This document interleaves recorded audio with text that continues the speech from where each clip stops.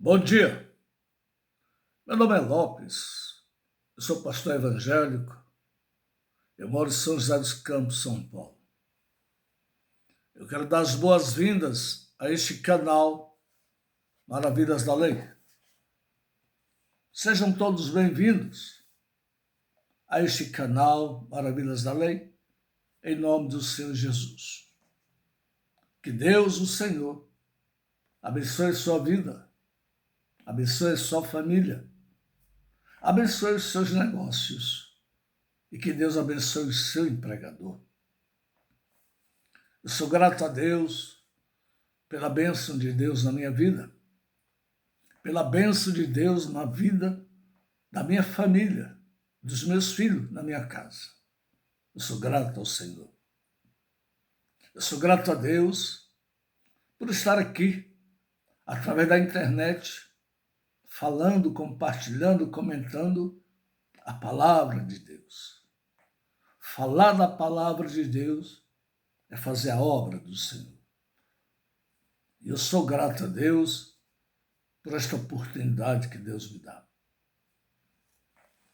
No vídeo passado, eu comentei sobre a participação dos obreiros na distribuição da ceia do Senhor. E hoje eu quero comentar a participação das irmãs ao servir a ceia. Exatamente isso. Vou comentar, vou compartilhar a participação das irmãs ao servir a ceia do Senhor. É um assunto muito complexo, muito controverso, mas eu vou comentar. Eu vou ler dois textos. Eu vou ler o texto de primeira carta de Paulo aos Coríntios, capítulo 11, a partir do verso 23. Eu vou ler esse texto. Depois vou ler o que está escrito no livro de Atos dos Apóstolos, capítulo 6. Primeira carta de Paulo aos Coríntios, capítulo 11, a partir do verso 23. Diz assim a palavra do Senhor. Porque eu recebi do Senhor o que também vos ensinei, que o Senhor Jesus, na noite em que foi traído, tomou o pão e, tendo dado graças, o partiu e disse: tomai, comei, isto é meu corpo que é partido por vós. Fazei isto em memória de mim. Semelhantemente também, depois de cear, tomou cálice, dizendo: este cálice é o Novo Testamento no meu sangue. Fazei isso todas as vezes que beberdes em memória de mim. Porque todas as vezes que comer deste pão e beber deste cálice, anunciais a morte do Senhor, até que venha. Portanto, qualquer que comer este pão ou beber o cálice indignamente, será culpado do corpo e do sangue do Senhor. Examine-se, pois, o homem a si mesmo, e assim coma deste pão e beba deste cálice. Porque o que come e bebe indignamente, come e bebe para sua própria condenação, não discernindo o corpo do Senhor. Amém? Eu vou ler agora o livro de Atos Apóstolos. Livro de Atos Apóstolos, capítulo 6, a partir do verso 1. Diz assim a palavra do Senhor. Atos Apóstolos, capítulo 6.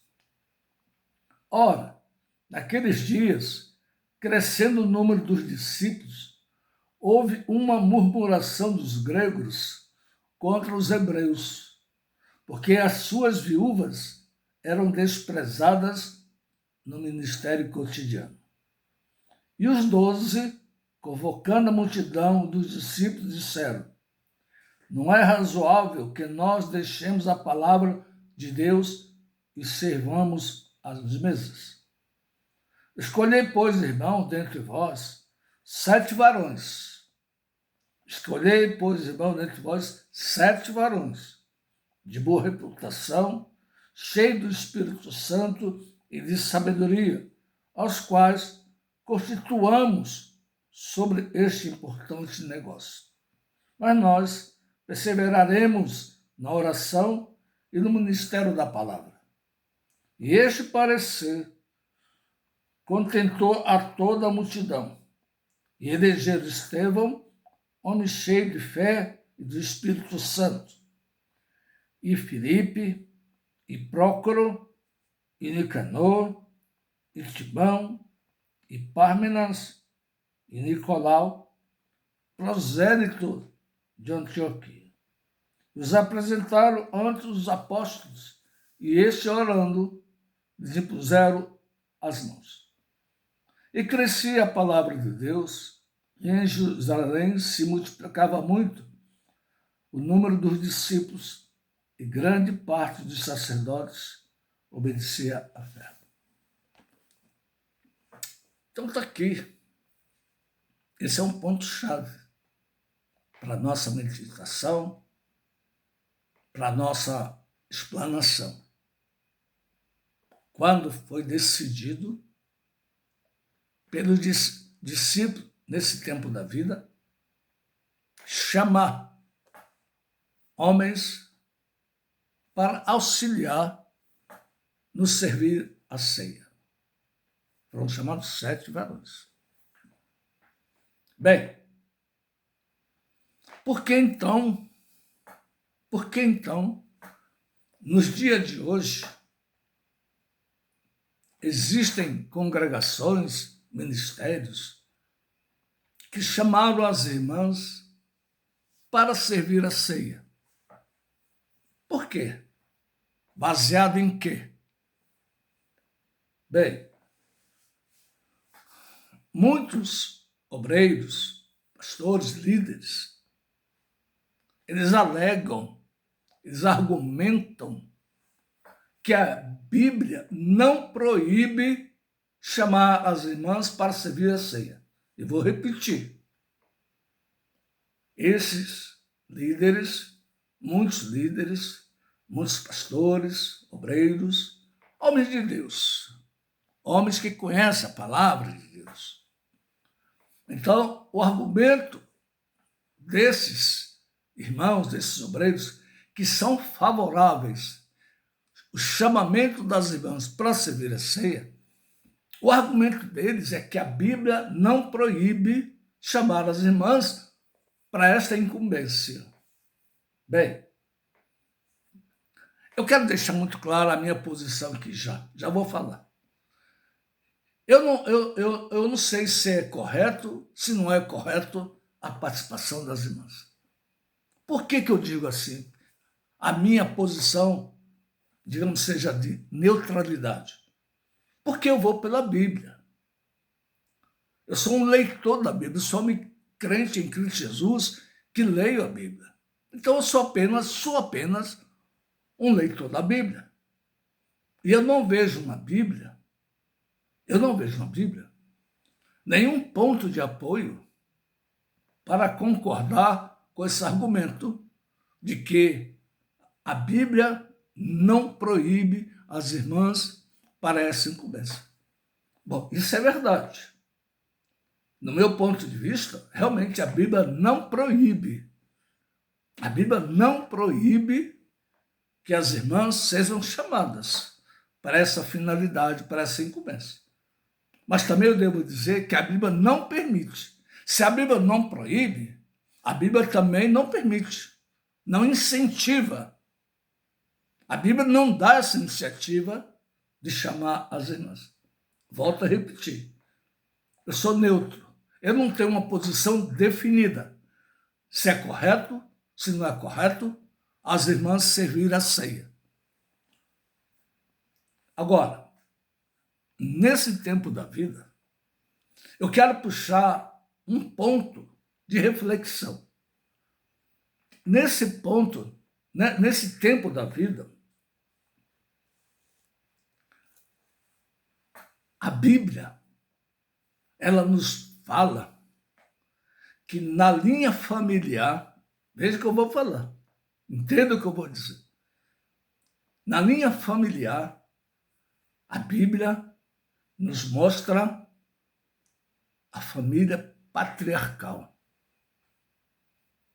O domínio da família é patriarcal. O que significa isso? Nesse tempo da vida, o chefe da família era o homem. Nunca foi a mulher. A Bíblia nunca permitiu essa ascendência, essa posição de destaque da mulher. Na cultura judaica, isso que tem que ser dito. Na cultura judaica, a mulher, ela não tem posição de destaque. Se nós considerarmos a primogenitura, eu só vou apontar isso, eu não vou falar da primogenitura.